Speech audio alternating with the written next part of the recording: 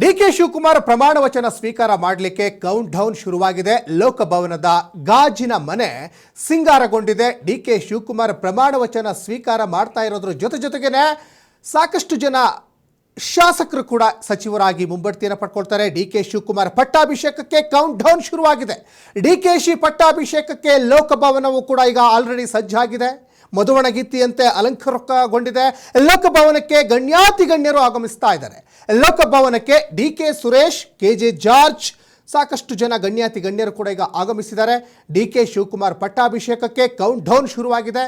ಸಾಕಷ್ಟು ರಾಜಕೀಯ ಗಣ್ಯಾತಿ ಗಣ್ಯರಿಗೆ ಆಹ್ವಾನ ಕೂಡ ಕೊಟ್ಟಿದ್ದಾರೆ. ಸಾಕಷ್ಟು ಹಿರಿಯ ನಾಯಕರ ಆಶೀರ್ವಾದ ಕೂಡ ಪಡ್ಕೊಂಡಿದ್ದಾರೆ. ಡಿಕೆ ಶಿವಕುಮಾರ್ ಲೋಕಭವನಕ್ಕೆ ಗಣ್ಯಾತಿ ಗಣ್ಯರು ಆಗಮಿಸ್ತಾ ಇದ್ದಾರೆ. ಡಿಕೆ ಸುರೇಶ್ ಅಂದರೆ ಡಿಕೆ ಶಿವಕುಮಾರ್ ಅವರ ಸೋದರ ಡಿಕೆ ಸುರೇಶ್ ಬಂದಿದ್ದಾರೆ. ಜೊತೆಗೆ ಕೆಜೆ ಜಾರ್ಜ್ ಅವರು ಕೂಡ ಹಿರಿಯ ಕಾಂಗ್ರೆಸ್ನ ನಾಯಕ ಬಂದಿದ್ದಾರೆ. ಜೊತೆಗೆ ಸಾಕಷ್ಟು ಜನರಿಗೆ ಅಂದರೆ ಇದು ಬರೀ ಕಾಂಗ್ರೆಸ್ ನಾಯಕರಂತಲ್ಲ, JDS, BJP ಬೇರೆ ಬೇರೆ ನಾಯಕರುಗಳ ಆಶೀರ್ವಾದ, ಜೊತೆಗೆ ಇಂತಹ ಒಂದು ಶುಭ ಸಂದರ್ಭಕ್ಕೆ ನೀವು ಕೂಡ ಸಾಕ್ಷಿ ಆಗಬೇಕು ಅಂತ ದೇವೇಗೌಡರ ಆಶೀರ್ವಾದ ಪಡ್ಕೊಂಡಿದ್ದಾರೆ, ಯಡಿಯೂರಪ್ಪನವರ ಆಶೀರ್ವಾದ ಪಡ್ಕೊಂಡಿದ್ದಾರೆ.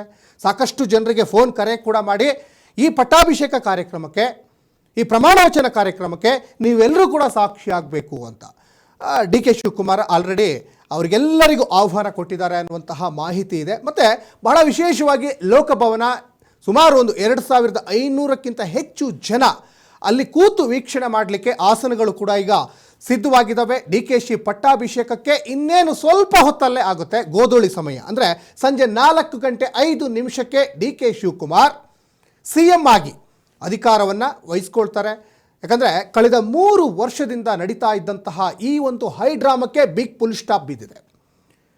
ಡಿಕೆ ಶಿವಕುಮಾರ್ CM ಆಗ್ತಾರೆ ಅನ್ನುವಂಥ ಮಾತುಗಳು ಕಳೆದ 3 ವರ್ಷದಿಂದನೂ ಕೂಡ ಕೇಳಿ ಬರ್ತಾ ಇತ್ತು. ಆ ದಿನಕ್ಕೆ, ಆ ಕ್ಷಣಕ್ಕೆ ಇವತ್ತು ಸಾಕ್ಷಿ ಆಗ್ತಾ ಇದೆ ಲೋಕಭವನ.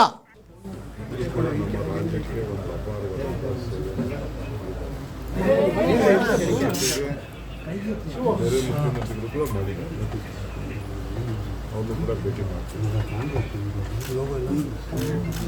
ಹಿರಿಯ ಮಾರ್ಗದರ್ಶನವನ್ನು ರಾಜ್ಯದ ಹಿತಕ್ಕೆ ಯಾವನು ಕೂಡ ರಾಜ್ಯದ ಜನತೆ ಗೌರವ ಎಲ್ಲ ಕೂಡ ಕಾಪಾಡಿಕೊಂಡು ಬಂದಿದ್ದಾರೆ.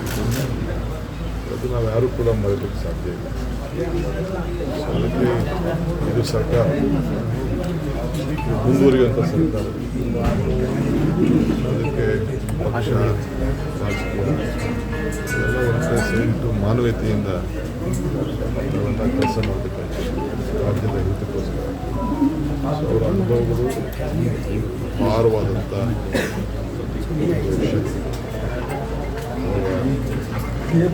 ಕಳೆದಲ್ಲಿ ಅವರ ಅನುಭವಗಳಿಗೆಲ್ಲ ಇದು ಭಾಳ ದೊಡ್ಡ ವಿಚಾರ ಕಡೆಗಿದೆ.